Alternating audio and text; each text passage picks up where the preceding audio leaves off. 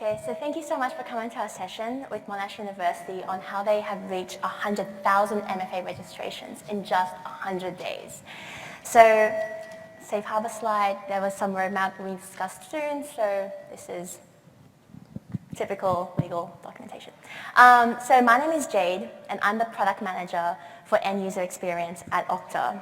And what really thrills me about having Monash here with us today, partly as I'm Australian, is that Monash is is constantly in the top 1% of universities around the world. We're the largest university in Australia and leaders in research such as biometric, IVF and the World Mosquito Program. And their user base spans across the world with campuses across Asia, India, and Africa. So given that, their IAM story with Okta has been really incredible with a lot of speed and scale, including 170,000 users in Okta, 130,000 users in MFA, 60,000 groups, and over 250 applications. And having done this in just 100 days, we're really, really proud to have them here to share their story with us. So without much further ado, I'd like to introduce Cameron and Andrew to come on stage.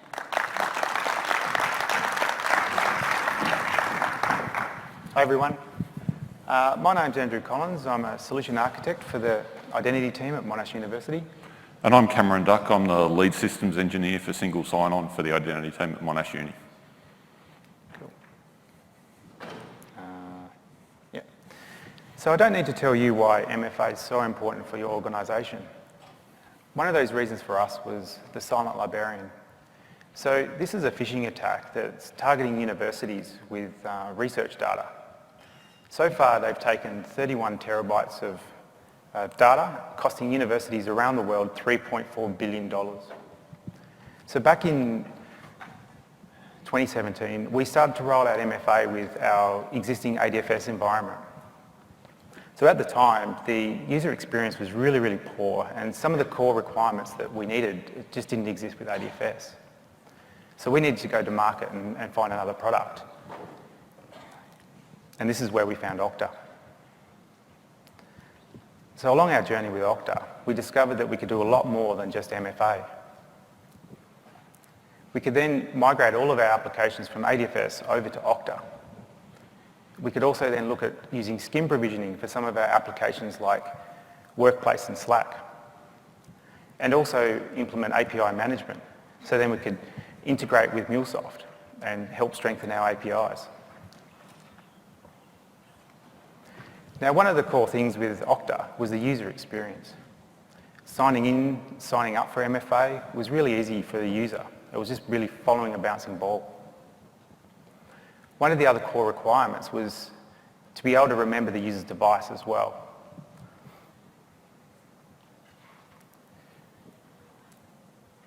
As Okta is a cloud provider, we were able then to remove our ADFS infrastructure. So then we didn't need to worry about patching systems or upgrading them and looking at performance. So how did we roll this out to an organisation of our size? So we needed to break this down into 3 manageable phases. Our first phase was to federate Okta with ADFS. And our second phase was then to migrate all of our applications from ADFS over to Okta.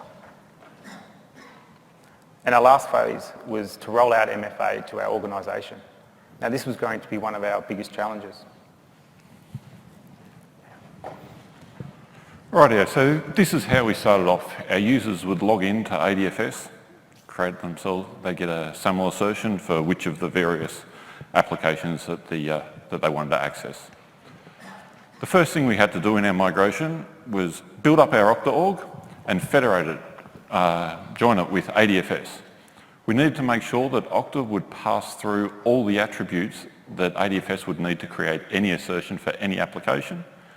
And we needed to make sure that ADFS would now take those new attributes rather than the ones coming directly from AD. Then came cutover day. So across about 5 hours, we changed the home realm or the login page for each of our applications in ADFS so that would then present the Okta login page. So the users went from seeing only the ADFS login page to only seeing the Okta login page, even though the apps were still connected to ADFS. This was the biggest change that our user base was going to see, and we did it across one day.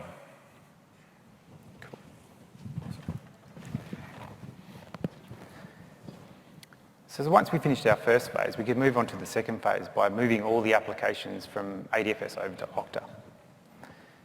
So what we really needed to do early on in the project was get the contact details of the applications as early as possible. So this is a very time-consuming task. Once we got this information, we could then send out what the user needed to do and when. We also then created a schedule, so a migration schedule, which consisted of 20 windows over the 34-day period. So then the application owners selected one of these windows on when they were going to migrate. So we capped this at about 10 applications in these windows. So then we could concentrate just on migrating those ones in that window. So how did we help our application owners migrate? So we were able to pre-stage all of our applications in Okta prior to the migration windows. This allowed us then to send the metadata and configuration files to the user, so then they could work out what they needed to change. We also provided an end-to-end QA environment, so then they could also run their full end-to-end tests. This also made them feel very comfortable on the migration day. So one of the things we needed to make sure is our Okta admins were well trained in Okta, but more importantly, trained in troubleshooting SAML. So we have a lot of applications that the owners aren't technical people. So we needed to jump in there and help configure their app or troubleshoot some SAML, see if they're getting their assertions. So if we didn't do this, we wouldn't have been able to migrate the apps at this speed. So after we migrated our apps, we were able to then start rolling out MFA. So one of the key things for this was to get your sponsors on board. So make sure your executive team want this rolled out. So this is really easy for us to do because of all the breaches recently in the news. Our exec team wanted this rolled out yesterday. So we cashed in on this idea and decided to use our executive team and our IT department as our pilot users. So early on in the piece, we found that there was really no graceful way of introducing MFA out to our organisation. So we came up with this idea to create an opt-in page. So what this is a page where a user could go to and opt in for MFA at a time convenient to them. So just imagine rolling out MFA to thousands or 10,000 people at a time. And they might have had a presentation to do, or a student had to submit an assignment. So this is one of our core things of rolling out MFA. So as for the actual rollout process, we advertise this page for around about 2 weeks, and then we enforce them to use MFA after that 2-week period. And we roll this out in stages through our faculties and in batches of students. So while we were rolling this out, we made sure all our support mechanisms were in place as well. So we had people walking around helping people sign up for MFA.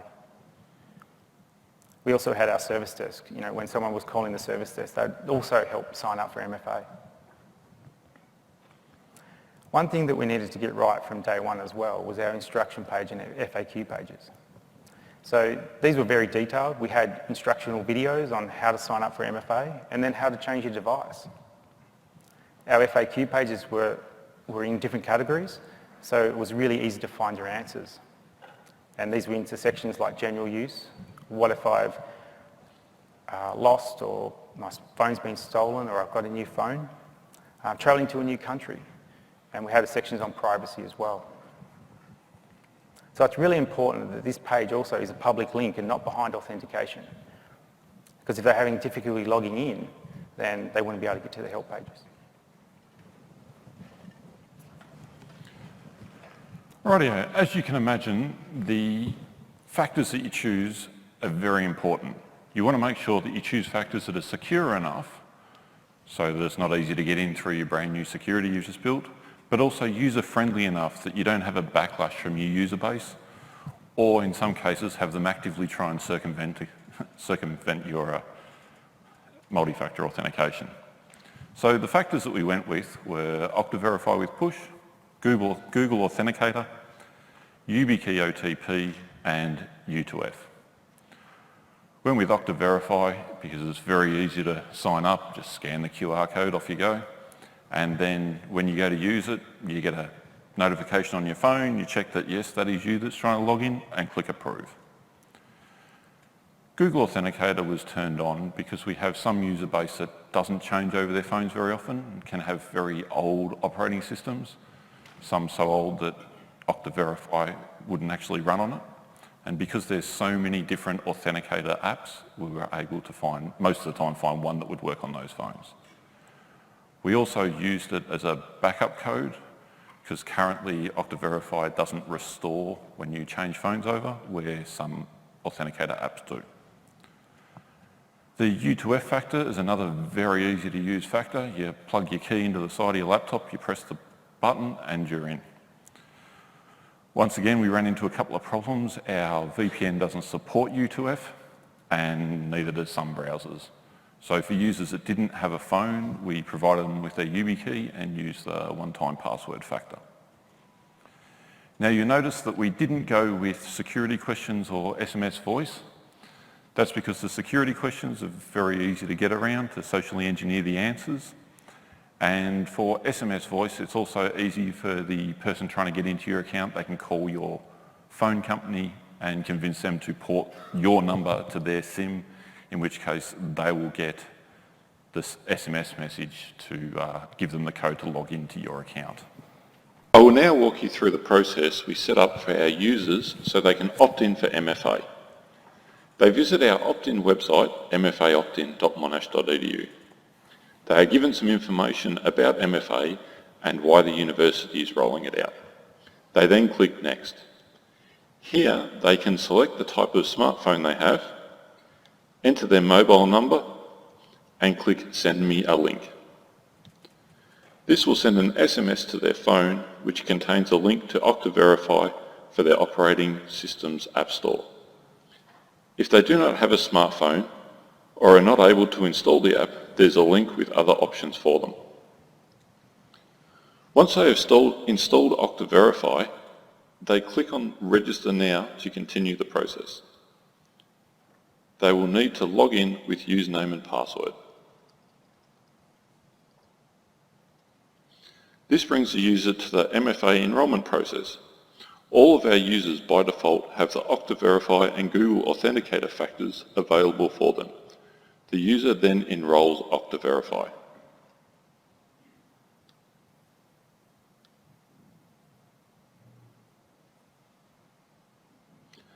The user has the option for enrolling for another factor or finish the process by clicking Finish. What the user does not see is that their account is added to a group which is linked to our policy that says they must MFA every time from now on. Rightio, we had a couple of special scenarios that we had to consider. Our first one are our custom or role accounts. These are accounts that multiple users use, for example, reception for a building, and things like that. So for these accounts, we used Google Authenticator because you can enrol multiple devices against the one account. We had some scenarios where the users that logged into the account, not only were they not in the same building, they weren't even in the same location or, in extreme cases, the same country. So having a single device that was kept at the desk wasn't any good for us. The next one were our senior staff that have executive assistants. Unfortunately, some of our applications don't allow for delegated tasks, so for the EAs to do their job, they need to log in as their boss.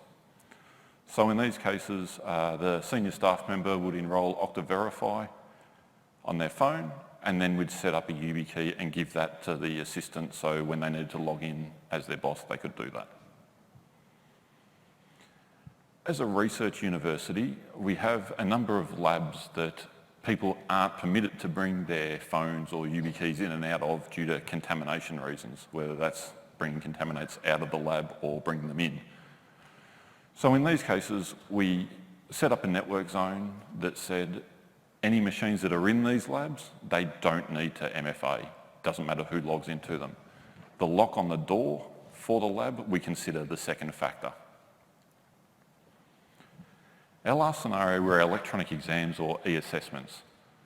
So Monash University is currently doing electronic exams. So no longer the students need to bring a pen and paper in and write their essays out and tick A, B, C, D, all that sort of stuff. They can do it on a laptop in the room. But as you can imagine, examiners don't really like students bringing their own phones into an exam. So we worked with our network team to be able to set up another network zone with its own policy that we can turn on and off during exams to say that any students logging into these laptops don't need to MFA. We are looking later on this year to be able to do a BYOD for the exams, and I'm sure that's going to be another conversation with our network team to work out exactly what we're going to need to do for those ones. Now, some of our sign-in policies. Because the direction that we were given by our CIO at the start of this project was that all accounts must MFA for all logins for all applications, all of our policies are set at that top IDP level. There is no policy set up for individual applications. Everyone must follow the same set of rules, no exemptions.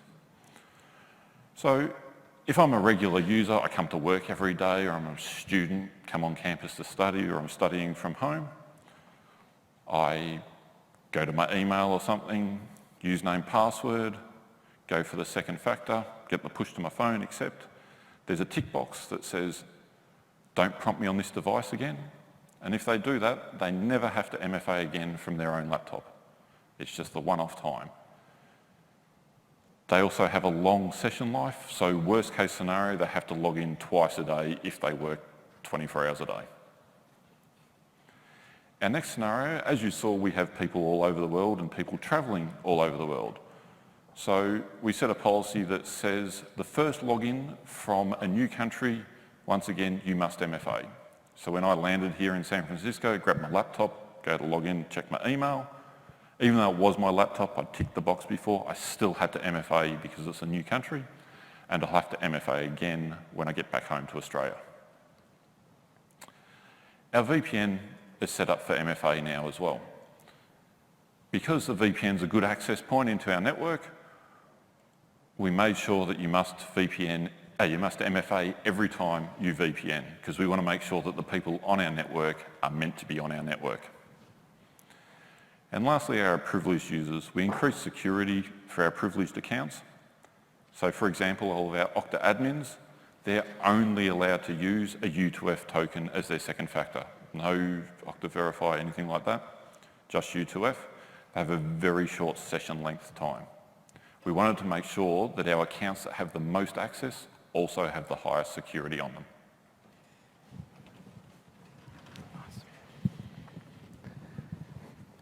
So during our rollout of MFA, we came up with a few different challenges.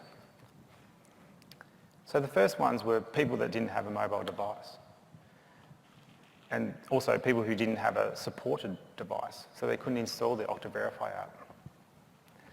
And one of the most frustrating things was people who didn't want to use their personal device for MFA. So our solution to this was to supply them a YubiKey. So this worked in most cases, except for when they wanted to access, say, email on their phone and it didn't support USB. One of our biggest challenges was the operational support. So we concentrated on rolling out MFA as quickly as possible and protecting our organisation. And we're very happy in how this went. But the number of people who either lost their phones or damaged or upgraded their phone, we were getting around about 1,000 of these per week. Now, because we didn't select SMS, it wasn't as simple as taking your SMS out of one phone and putting in the other one, and they continue to do MFA. So they had to call the service desk. So at the moment, we're working on a backup feature. So what this is, it's a website that users can go to, register for 10 one-time backup codes, and store that safely in their personal vault or wherever. And when they need to reset their phone, they can go back to the website and enter in their one-time code and reset their own factor. So I'm about to show you a demo of what this looks like today. I will now walk you through the process we set up for our users so they can opt in for MFA. They visit our opt-in website, mfaoptin.monash.edu. They are given some information about MFA and why the university is rolling it out. They then click Next. Here, they can select the type of smartphone they have, enter their mobile number, and click Send me a link. This will send an SMS to their phone, which contains a link to Okta Verify for their operating system's App Store. If they do not have a smartphone or are not able to install the app, there's a link with other options for them. What's that? Once they have That was the wrong video. That was clearly the wrong video. Okay, I'll just continue on. So just to recap, make sure you know who you're going to impact. Get your support early from your executive team. Plan ahead and make sure you have a really good rollout strategy. But most importantly, support your end users throughout your journey and beyond. So what's on for the year for us? Well, we need to release our new backup codes feature, and I wish we could show you that. We're also looking at integrating Okta with MuleSoft, so we can then protect our APIs with OpenID Connect. And we'll also be looking at new security features like behavioural policies and WebAuthn. So we're very happy on how our journey has gone now with Okta, and we're looking forward to continuing our partnership with Okta and releasing all these new features.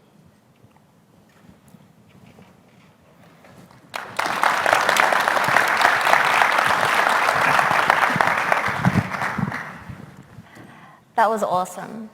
So thank you so much, Andrew and Cameron, for talking through essentially our partnership with Monash. And we've learned a lot as Okta partnering with them on this experience. And I want to talk about security and user experience with Okta. So we're all pretty familiar with this kind of paradigm on security and user experience.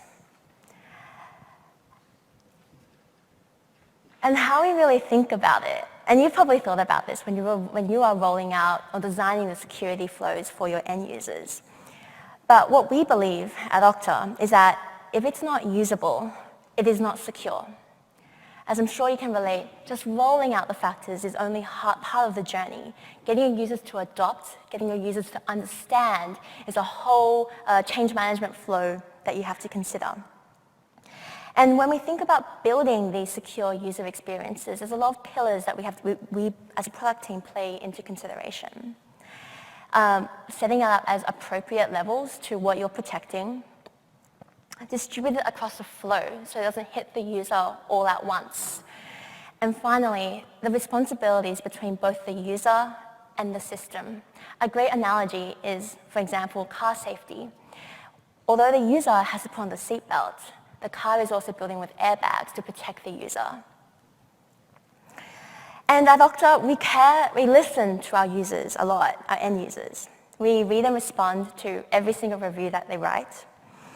We also proactively ask for feedback within the applications and the experience to see how can we make things better for them and hear from them on how they're using our products. And we're constantly looking at metrics and tracking product health to see adoption and success. And that feedback has been used to guide every chapter of the user journey, from adoption to signing in, giving them controls to manage their security, and of course the core of why they're even here in the first place, accessing the applications they need where they get their most productive work done. So I want to highlight some roadmap items that are coming highlights this year, which we've learned and also partnered with on Monash.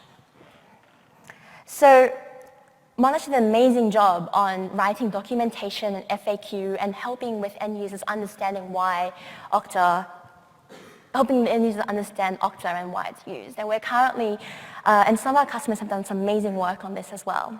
So we are rolling out a new end user adoption toolkit with customizable templates, FAQs, and information for you to adopt, not only rolling out Okta for the first time, but also new features and products that you want to release in your organization and simplifying that for you.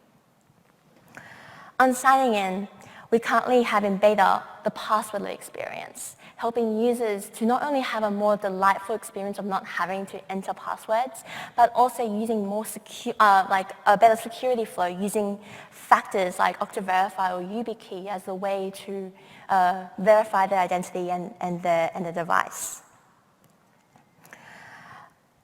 Also, the experience of needing to reset the MFA. So there were examples where students would leave their device at home and they needed to reset it, but they're in the middle of an exam, or they're rushing to a class, and they need to really quickly access the information they need. So we'll be introducing soon the ability to defer factor enrollment, giving you, the admin, the control to push out giving a grace period to the users to be for when they need to enroll in their factors. Finally, what can users do right now if they do see something on their accounts that they don't recognize? What kind of controls do users have to protect their identity and your data? Well, right now in beta, there's ability for end users to be able to report suspicious activities, such as unusual logins, password reset flows that they don't recognize, or MFA enrollment flows that they don't recognize, which will give you, also the admin, the ability to respond quickly and lock down and automate the response to protect your data.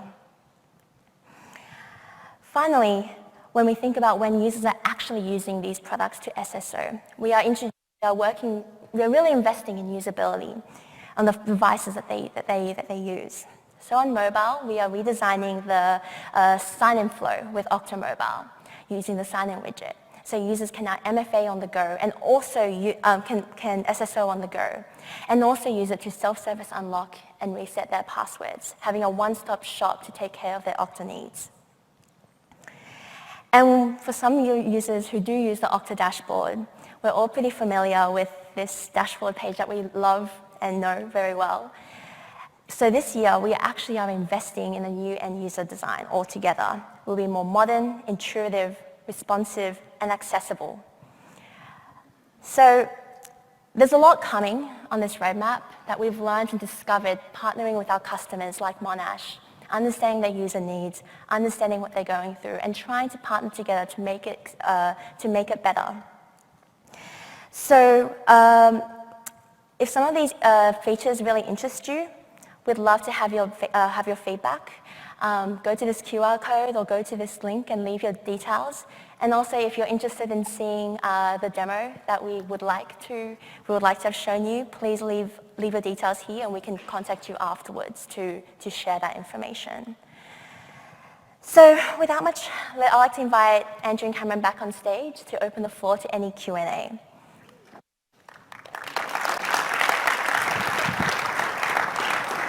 There are mics being passed around right now, so please, if you get a mic, put your hand up and also stand up so we can see you better.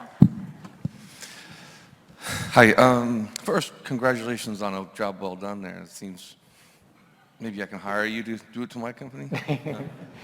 But seriously, I was a little disappointed in not seeing on the roadmap that challenge that you guys have to face head on with the temporary codes. Yep. And I was wondering if you can elaborate more on that, since we weren't able to see the video. I think that's going to be our biggest challenge. I know there's challenges in terms of hardware tokens, YubiKey and things like that for people who don't want to use their phone. privacy concerns and things like that. But I think that is probably the biggest. Okay, so what you would have seen in the video was we're using the custom SAML factor that's currently in beta. So it acts like any other factor, but it goes off to a SAML application. So when the user enrolls, they're taken off to the application and they're presented with 10 one-time use codes. They have the option to email those codes to themselves, but not to a Monash University email account, because there's no point storing your codes in the account. You need your codes to get into. They can print them out on a sheet of paper, or they can save them as a text file. So I save mine as a text file, store it with my password vault, I have it there. So if I've broken my phone or replaced my phone, so I no longer have that second factor, I go to log in, I go to the pull down to choose which factor I want to use. I can select the backup codes, grab one of those 10 codes, type them in, and I log in as per normal, like it's just another factor. That code's no longer usable, so I've only got 9 left, but because I've got in, I can then reset the factor myself, enroll my new phone, and I'm all good to go.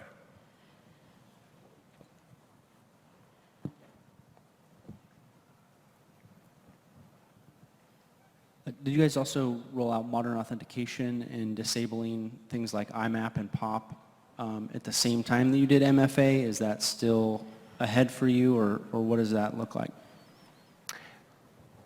No, not at the same time, but we're in the process of working through that at the moment, disabling that through Google. Excellent, thanks.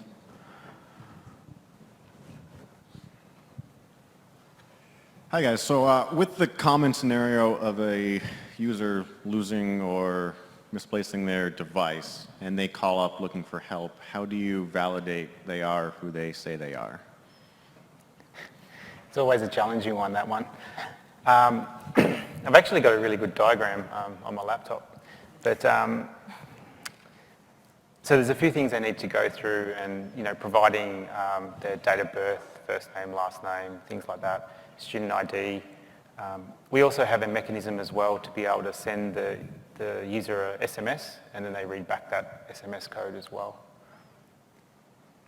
We also don't allow the same call to do a password and MFA reset in the one go, because obviously if they've convinced the service desk person that they are who they say they are and get both things reset, that can be a problem. So we try and restrict it to just, I forgot my password, I still have my second factor, or my phone's broken but I've still got my password, I only get one thing reset.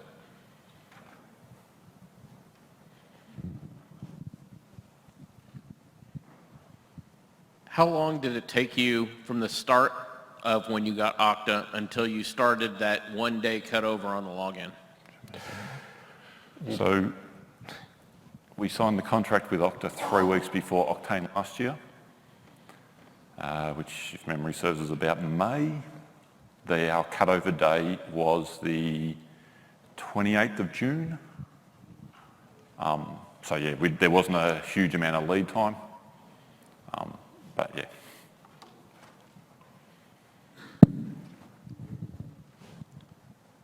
Can you talk, or me or us, through that custom accounts scenario where you said you could use Google Authenticator for multiple people but for one account? Yep, so like I said, we have accounts that multiple people do have to log into, whether it's because a couple of people do the same job and there's one account that they use, a central account, or things like that. So with an Authenticator app, and you can use Okta Verify without the push as an Authenticator app, you're either given a QR code to scan or a code to type into. And if you save that QR code or the code, you can type it in and enroll multiple phones at once. I know some of the areas have got everyone in the room at the same time. They've done the enrolment and just scan, next one, scan, all the way through. Question in the back. Yeah, thanks. As a university, you probably have a large number of new users showing up roughly the same time every year, right?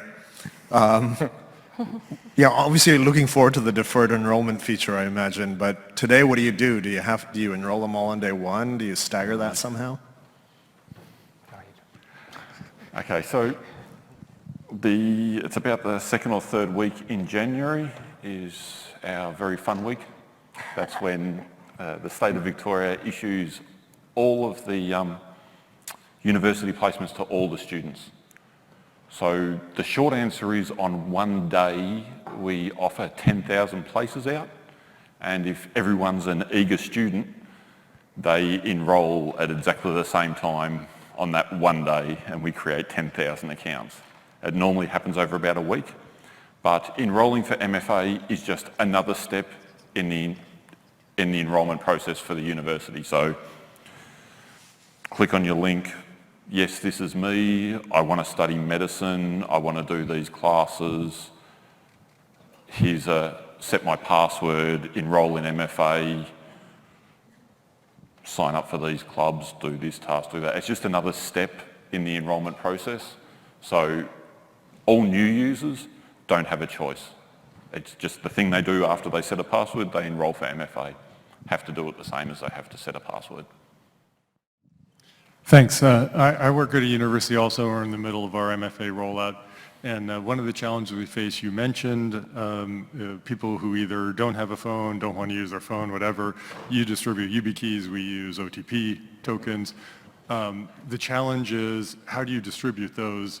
Your volume is a little bit greater than ours. Distribution becomes a giant issue for us. I'm interested in what percentage of your users aren't using phones, therefore using YubiKeys in your case, and how do you get it to them? Okay, so we currently have about 2,000 keys in the wild out of our 130,000 enrolled users. So while it's a large number, it's not a huge percentage. We're already at that, and we only have 5,000 employees. Yeah. So we have an advantage of we have service centres. Our desktop support guys are spread out across the university, across all the campuses, across all the locations. So we just use our internal mail from our central store, which also does all the laptops and the desktops and stuff like that. It's just another item, you know, like you want a new monitor, gets sent out to the local service centre, and they either just drop the key off to the user or help them enrol in that. So, People off campus? That's our biggest issue. Yep. We have faculty in foreign countries and stuff. How do you get them a key? yeah, so for the ones that are that wide-ranging, and I know of a couple of jobs we've had of people over here in the US, someone in Sweden we were dealing with and that sort of thing, we just use the post. Is the You trust there's a person? They still have to enrol the device, they still have to log in, so it's no less secure than it is before MFA. So yeah, that's the best way we can do it. We had a bigger problem with people while we were rolling out travelling, where they weren't in the same location for more than a couple of days, and how do we get the key to them? So we had a process where we'd defer enforcing them for MFA until they contact us, go, I got the email, but I can't be in.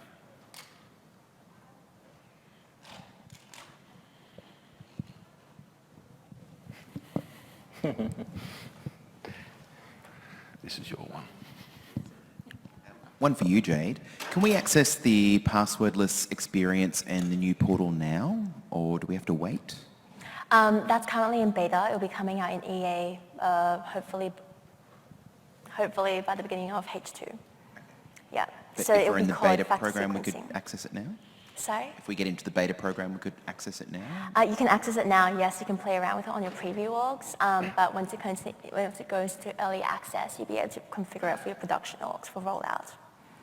Thank you. And one for you guys. What was the curliest problem you had along the way?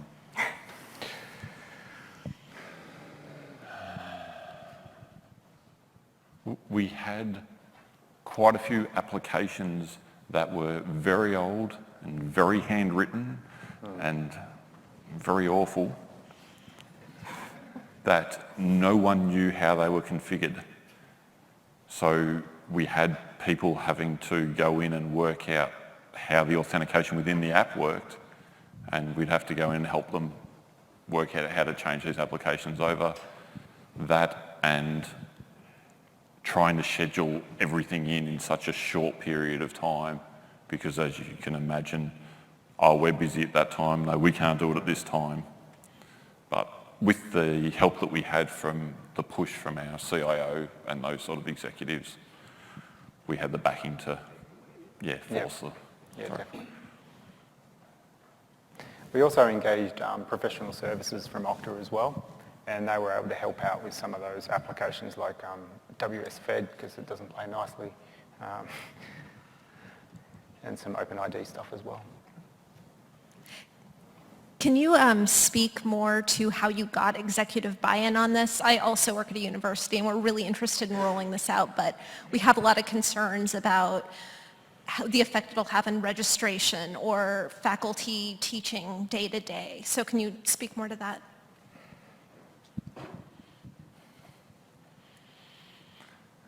Can you just repeat the question, please? Sorry. We're used to you guys not understanding us, but sometimes it's a little bit this way too. Sorry, how did you go about getting executive buy-in? We have a lot of concerns about different kinds of users and how they'll react to MFA, so we're very interested in rolling it out, but we don't have that executive buy-in yet. Okay. Yeah, well, that was really easy because one of our focuses at the university is cybersecurity, and because of all these breaches happening all the time, our CIO just wanted it in. So it was them who pretty much came to us to say, hey guys, you need to roll this out by 2017 or something like that, or 2018. Yeah. So we really didn't need to push them at all. They were more pushing us. So. Yeah, especially when our CIO saw some of the attacks that we'd been under, like the silent librarian attack. And he was able to push the requirement back up the tree. And we actually enrolled our senior staff first, so they all saw the process, understood how it happened, understood why it happened, and then we'd have help from them to push it down to everyone else. Also, this thing you're trying to work through, please come talk to us, talk to me afterwards. We can connect you to some other customers who have been able to successfully do that. We probably have time for just one more question before we wrap up the session. If there aren't any other questions, thank you to our presenters. Thank you for attending.